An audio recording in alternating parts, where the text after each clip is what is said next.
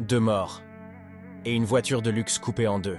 C'est le terrible bilan d'un accident survenu dans la nuit de vendredi à samedi, sur la corniche d'Ain Diab, à Casablanca. Les victimes circulaient à bord d'un Lamborghini Urus, un SUV de prestige valant plusieurs centaines de milliers d'euros. Mais en une fraction de seconde, tout a basculé. Le véhicule a quitté la route et a percuté violemment un arbre. Sous la force de l'impact, l'Urus s'est littéralement déchiré en deux, avant de s'enflammer dans un incendie spectaculaire. Des témoins racontent avoir vu une immense explosion de flammes, visible à plusieurs centaines de mètres. Les secours sont arrivés rapidement, mais il était déjà trop tard. Les 2 jeunes hommes à bord ont perdu la vie sur le coup. De la voiture, il ne restait qu'une carcasse calcinée, méconnaissable.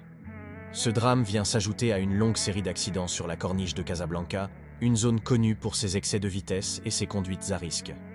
Un lieu festif, mais souvent théâtre de tragédies nocturnes. Cet accident rappelle à quel point une seule seconde d'imprudence peut coûter une vie.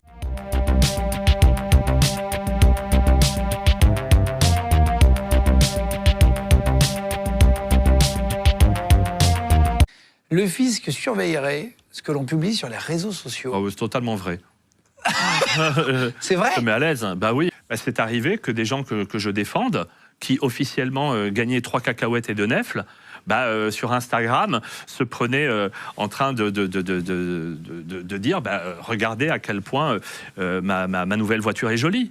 Bon, quand officiellement on gagne 2 cacahuètes et 3 nefles, c'est pas pertinent.